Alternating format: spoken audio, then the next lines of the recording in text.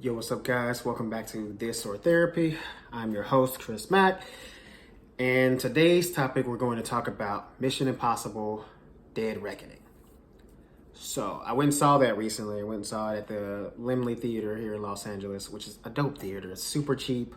The snacks are reasonably priced. It reminds me of being a kid again, because you can go in there with $20 and get snacks, the ticket, and everything. You know what I mean? Like, if I wanted to, I could probably play arcades if they had arcades. They don't have arcades, but if you know about growing up in the 90s, early 2000s, $20 was all you need to have a good movie time.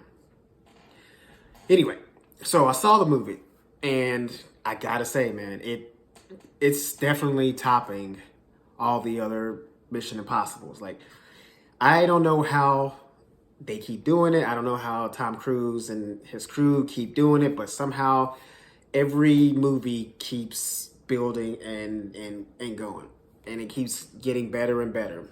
The action was crazy. The story was pretty good. The plot was crazy. So spoiler alert for anybody who hasn't seen the movie yet. It's basically about an AI that is taking over systems and trying to create World War III again. It's like bombing people. It's making them shoot at each other. Basically, it's spreading lies. It can like clone people's voices. It can clone signatures. It can clone faces, and it basically can make people disappear if they don't want to be seen on like any kind of security footage. But it's crazy because I'm not sure if it's implied, but it seems like it was American made, even though the Americans are after it to try to control it. So we'll see. I can't wait for part 2 to come out because this is only part 1, Day of Reckoning part 1. And I don't even know if it can be topped because it's already great. But I love the plot of it because it's kind of working right now because AI is the big thing. AI is like the big subject. It's, people are on strike right now because of AI and things of that nature. And, people are getting tricked by AI. People are getting scammed by AI. It's wild. It's a wild thing right now. So, AI is kicking human beings in the butt. We might have created something that we're not ready for. If you've seen any sci-fi movies, especially movies like The Matrix, we know that AI is our downfall. And it might actually end up being that way. We might be seeing some Terminator stuff go down. Anyway, so the movie is pretty good for the most part. Like, the action is crazy. The story, pretty simple. The only critique I have about the movie that I didn't like is they were doing a lot of like circle talking. And what I mean is like exposition was delivered by, one person at a time. You know what I mean? So when they would like be delivering information, they would have it was like a kind of like a play where it's like one person talks, that next person says the next piece of information, next person says the next piece of information, the person that they're delivering it to speaks to recognize what they were just, received. And then another person says another piece, and then another person says another piece. And it's like, dude, we could have just gotten that from 2 or 3 people. You know what I mean? Say this is what's going on. Like, we didn't need 5 people. They did it with like one of the like heads of intelligence. They did it with that. And every time Tom Cruise was getting some kind of information from his team, it was like Luther talks. And then, the other guy talks. I can't remember the other guy's character's name, but then Rebecca Ferguson would talk, and then somebody else would talk, and then he would, acknowledge what he just heard, his little opinion on it and what they should do, and then blah blah blah blah blah blah blah blah.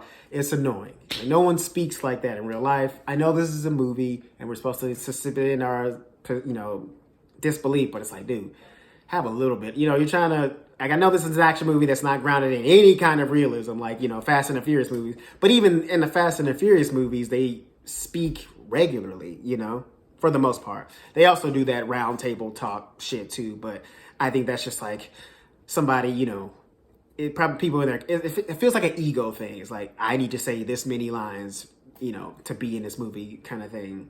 And that's only I only feel that way in the Fast and Furious movies. With this movie, I think that Tom Cruise just wants everybody to get some decent screen time because it was shot during the,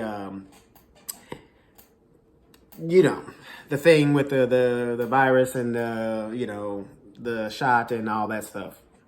So it was shot during that, so I think that was pretty much what it was. It was like everybody, he was trying to give everybody a good amount of free time, or screen time, excuse me. So I'm gonna let it slide because, you know, Tom Cruise was just trying to do his thing and be a decent dude.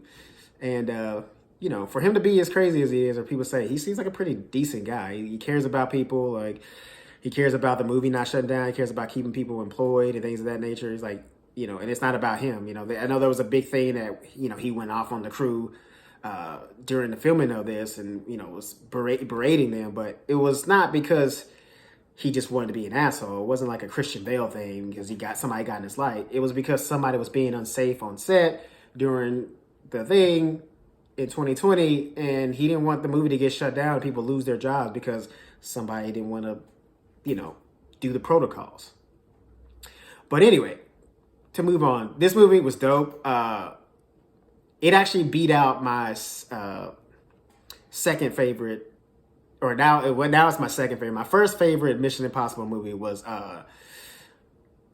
Rogue Nation. I thought Rogue Nation was dope. I thought that was like one of the best Mission Impossible movies of all time. I thought that, you know, it couldn't get better than that.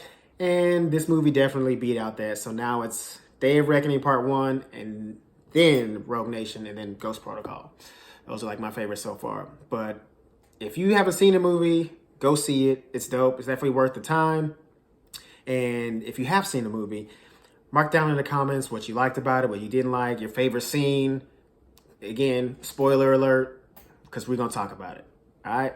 Peace.